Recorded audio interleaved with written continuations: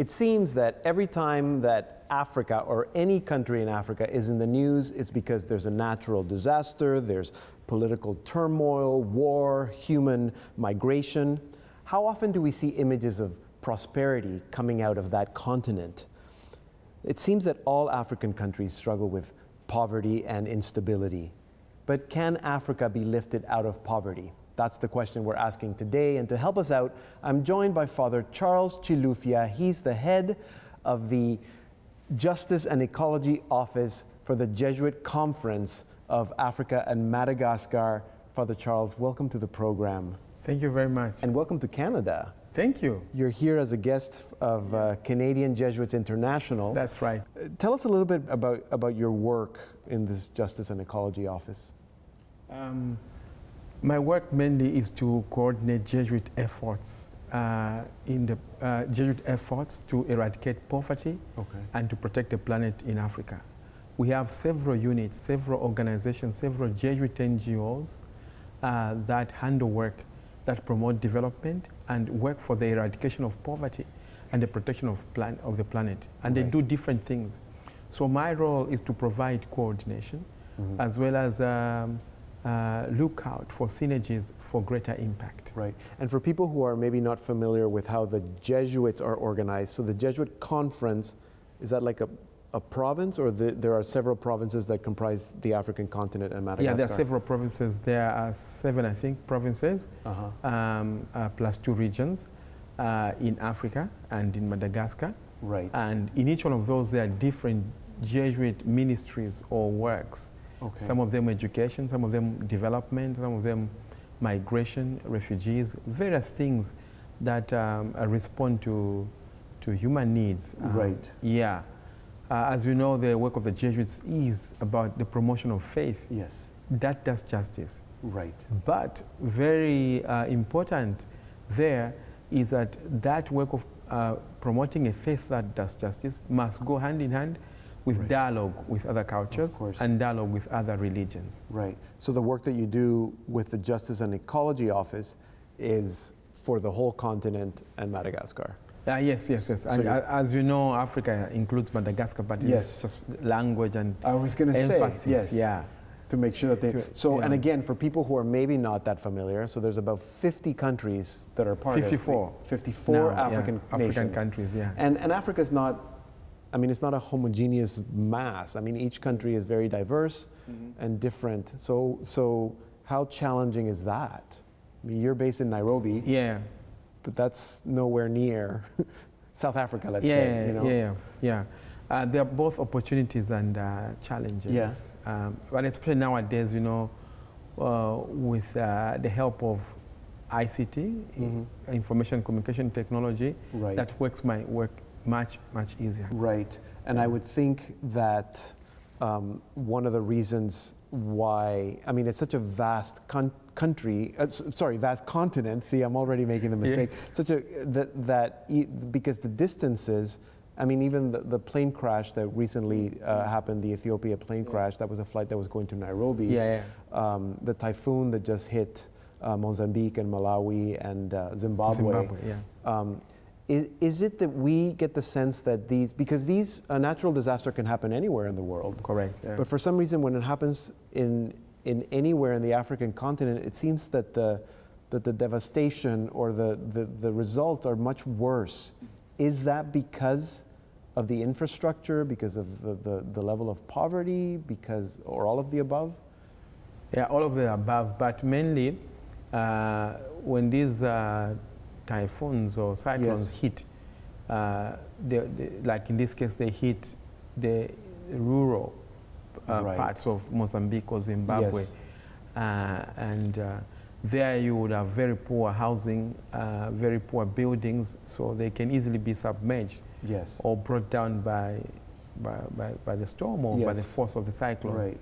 So like in this case, we have something like over 1.8 or 1.7 million people affected. Yes. The bulk of those are in rural areas. Rural areas. Yeah, and such populations find it very hard to cope with exigencies like that. Yeah, and so the work that your office does would it provide relief, let's say, in a situation like the typhoon that just hit?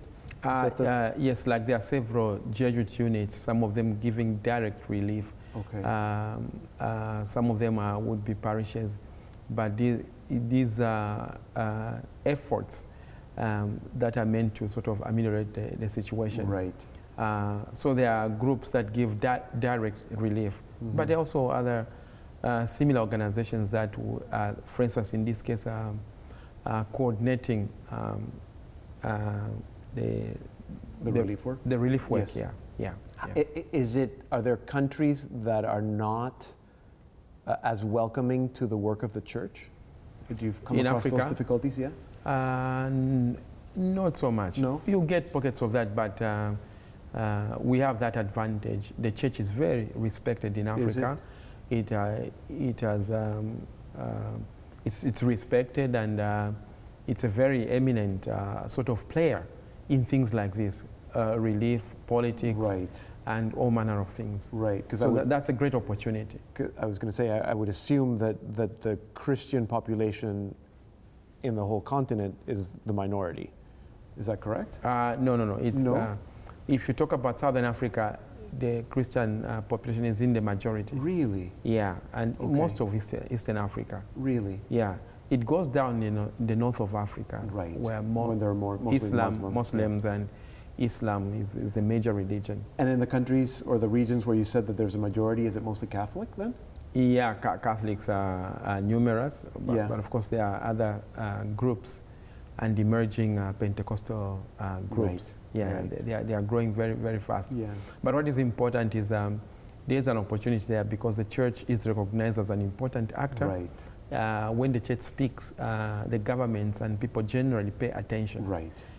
Because also the church has credibility. Yes. Because over the years, starting even during missionary times, up to now, the Catholic Church and other churches have been present in providing social services like education and health and other things that help people. So they've built for themselves a sort of credibility that gives them authority to comment on matters like this. Right. And provide guidance and counsel to governments. Yeah, interesting. This is probably a huge question that I know you can't answer, and I'm sure that the main reason is because of the history of colonization. But why would you say are the main reasons for poverty to the degree that we see it in most of these African countries?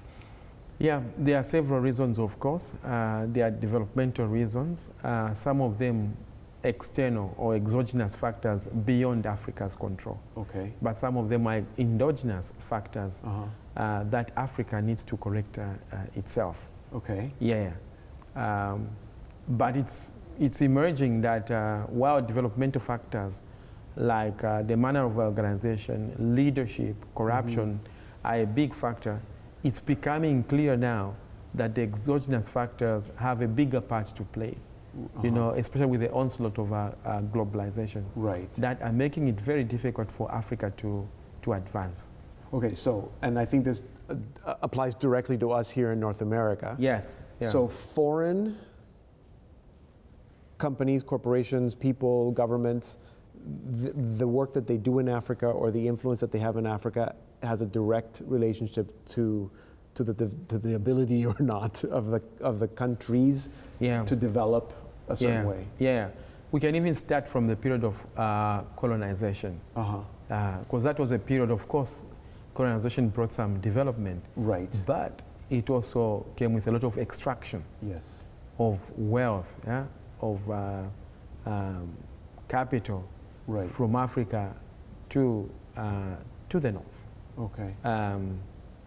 That was at its own problems, and colonization also almost, not completely, but almost wiped away the systems, education, organizational systems that Africans had, and left them with foreign systems, foreign ways of organizing and of educating.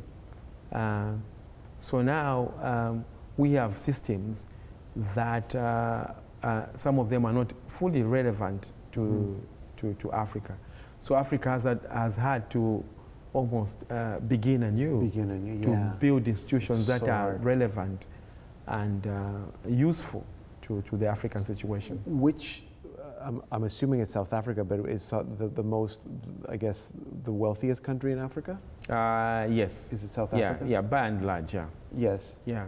Even, I mean, Kenya is not. I mean, there are a lot of countries that have functional economies that are doing fairly well. Yeah, Kenya, yeah. Yes. It's a stable economy, it's a stable democracy. There are problems, of course, here and there. But you see a lot of light. You see local businesses coming up. You see local politicians coming up. Yeah, so there is growth that you can see. So what would you say is different about those economies or those countries that other countries, maybe they're at a different stage in their development? Do you know what I'm asking? I mean, yes, African countries, like you said at the beginning, are not homogeneous. Yes. There are different levels of development. And of course, it's clear, I mean, through my work, I've been to several African countries, and I see differences. I see some countries are more economically developed compared to others within Africa. And some are more stable. Right. And I'm sure you've heard of the story of countries that are not spoken about, like Botswana. Yes. Yes. Where you have corruption levels to almost zero. But you talk but nobody talks about nobody them talks about because them. it's the good news. Yeah, because it's the good news. Yes. Botswana has a democracy. Interesting. Botswana has economic prosperity. Of course, people talk about South Africa, but Botswana too. Interesting. And there are other countries that are emerging. Zambia is emerging. Tanzania, yes. Kenya, several good examples. Of course, there are problems, but you can see they are emerging. And there's a difference. More and more people are having access to incomes. More and more people are having access to jobs. Of course, you may have heard about Rwanda because yes, of course, everybody's talking about Rwanda now. Yes. Genocide now. Rwanda has grown out of the genocide. It's becoming economically prosperous. Corruption levels are almost zero. Really? There are jobs being created. So there are all kinds of positive sides. Well, that's good. That's the good news that we wanted to get to. Father Charles, we're going to take a little break, but it's a short break, so don't go anywhere. I'm speaking with Father Charles Chilufya. He's the head of the Office of Justice and Ecology for the Jesuit Conference of Africa and Madagascar. When we come back, we're going to continue our conversation, and in particular, we're going to learn what he means by tax justice. So don't go anywhere.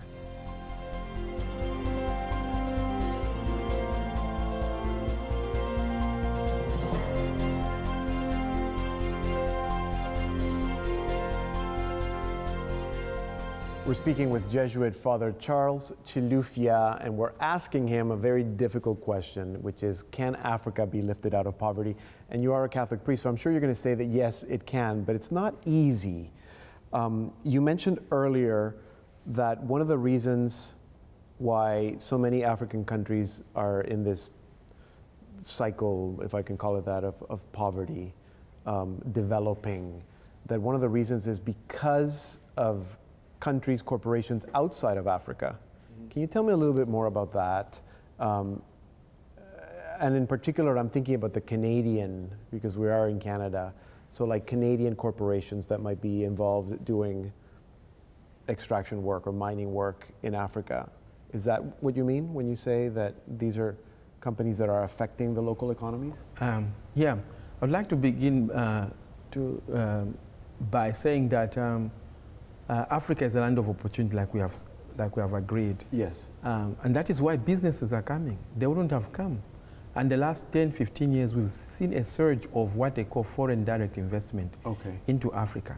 Lots of businesses coming. They're not coming for charity. They're coming for business.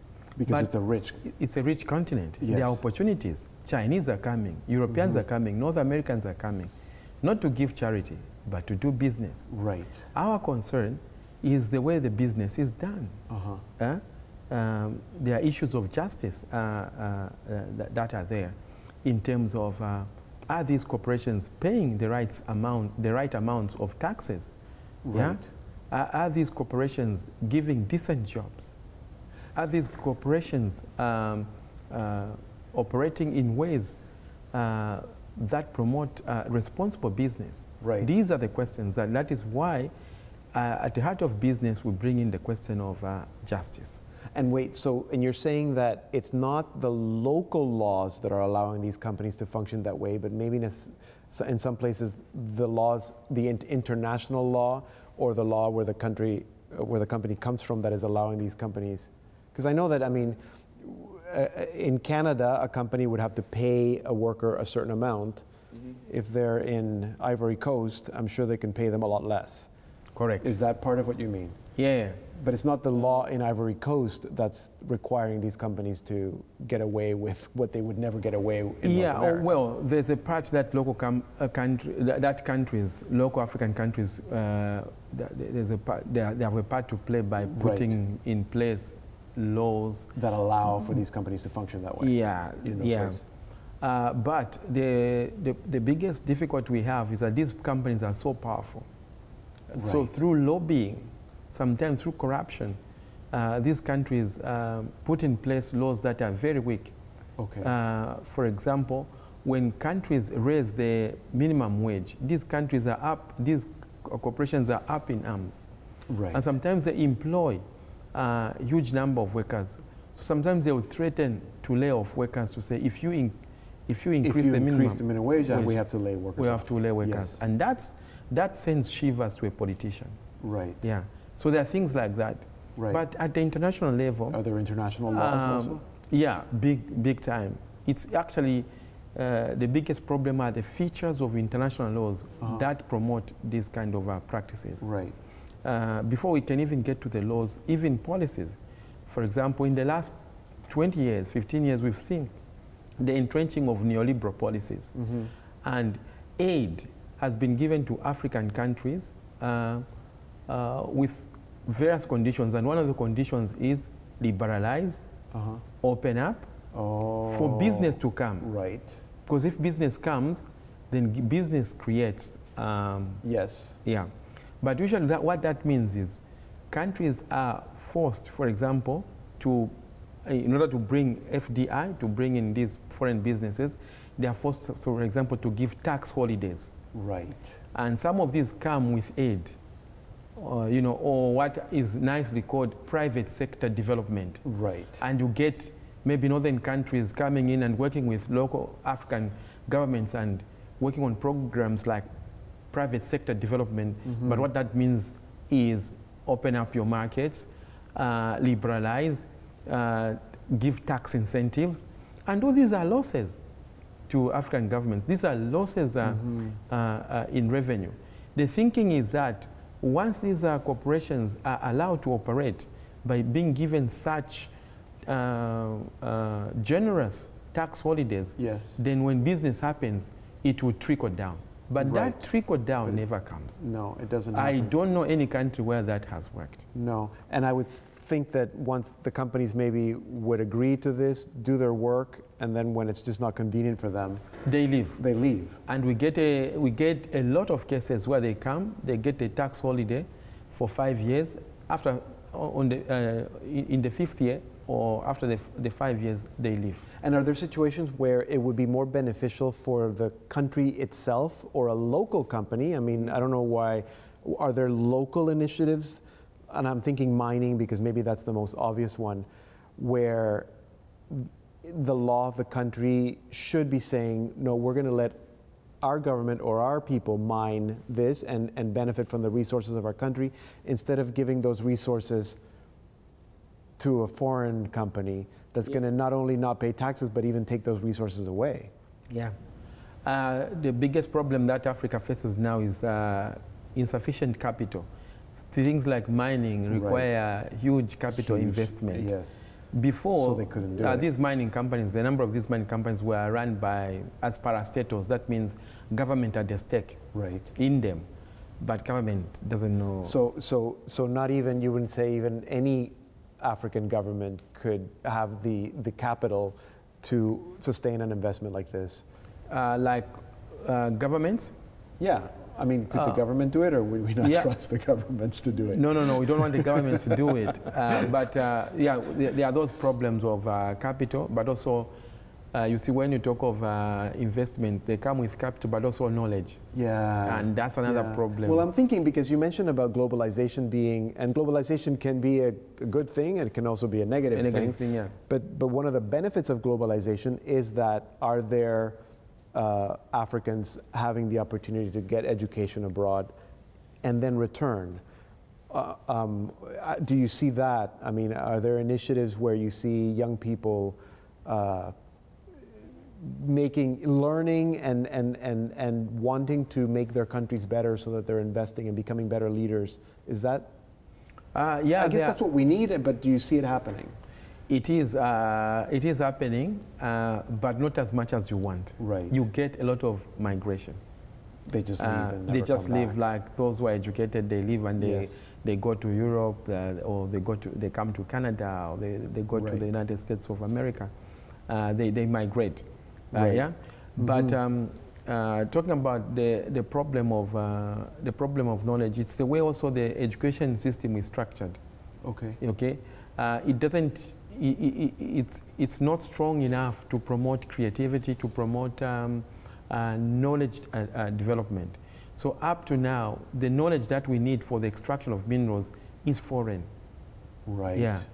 So you have foreign capital, you have foreign technology, foreign everything. Foreign knowledge. Yeah. So when these come, usually, and the other thing is they are allowed to expatriate their profits. Yes. Yes. Again, in the name of private sector development, they are given all these loopholes to send back profits from their countries of origin. So there are all those losses that we need to So it sounds like you sound like an economist, which is good because that's the work that you're doing. But as a Catholic priest, I mean, it sounds like you're saying that structural changes need to be made in terms of laws, in terms of international law, maybe more accountability for some of these international corporations. But as church, what is our responsibility then to help Africa come out of this cycle of poverty? Yeah, there are several things that the church is doing. For example, one of the things that you referred to is the question of tax justice. So tax is a very important question. Simply put, taxation is about how governments can raise revenue, which they can use to pay for services like hospitals, health services, education, and other social services. But it is not coming because of tax avoidance or tax evasion. So what we're trying to do is through the church and through our networks to take on board issues like this, take them out of technical rooms like classrooms and lecture halls and conferences and make them relevant, because these are crucial issues for people themselves, so that once people get to enter into these conversations, they can claim rights themselves. They can fight for the right laws, both locally and internationally. Like we did with the debt problem. When we had the debt problem, we educated the church, using its networks, educated people about the problem of debt, both internal problems as well as external problems, and we mobilized people to rise against the foreign debt. The foreign debt, and that's what we're trying to do. Yeah. So to educate people, to mobilize people, to get involved. As I mentioned, we can't promote a faith for its own sake. Faith means we must concretely act to promote human well-being, human living. So whenever we see, whether it's in business or in politics, anything that is an affront to human development, we rise as church, take on the issue, educate the masses, conscientize, raise people power, so that people can demand for what is their own. So it sounds like education is what's needed, which I presume that's a bulk of the work, maybe not of your office directly, but of the church everywhere. Responsible for education, helping people with that knowledge that you said that a lot of times can only be learned abroad. But if they can get that knowledge inside Africa, then maybe it'll stay in Africa. Okay, Father Charles, we're going to have to leave it there because we're almost out of time. But thank you for helping us a little bit I know that for most of people in North America, we think of Africa as one big mass. We don't really, you said 54 different countries, so this has been very useful for us. Very interesting to learn a little bit about the struggles that you have to deal with in your office, but you also in your country. Yeah. Well, you're Zambian, but you're living in Kenya right now, and all the other countries that you deal with. So thank you very much for helping us out, and good luck with your talk on tax justice that you're here in Canada to do, thanks to Canadian Jesuit International. That is the organization that brought you. Thank you very much. It's good to meet you. Thank you. Thank you very much. Yeah. So we've been speaking with Father Charles Chilufya. He's the head of the Justice and Ecology Office for the Jesuit Conference of Africa and Madagascar. And we briefly touched on the cyclone. It's the same thing, isn't it? The cyclone that hit Mozambique, Malawi, and Zimbabwe. And if you want to support them, if you want to support the relief efforts from Canada, we can actually do so through Canadian Jesuits International. If you go to their website, canadianjesuitsinternational.ca, you'll find there how you can join the Cyclone E-Day emergency response on that. We've been talking about some technical things, but I think we all understand the hope that there is in education and the work that the Jesuits are doing in Africa. You heard from Father Charles. We want to hear from you. Send us your email, perspectives@saltandlighttv.org, and tell us what you think about what we've been talking here today. Thank you for being with us. Thank you, Father Charles. Thank you, Pedro. And we'll see you next time here on Perspectives, the weekly edition.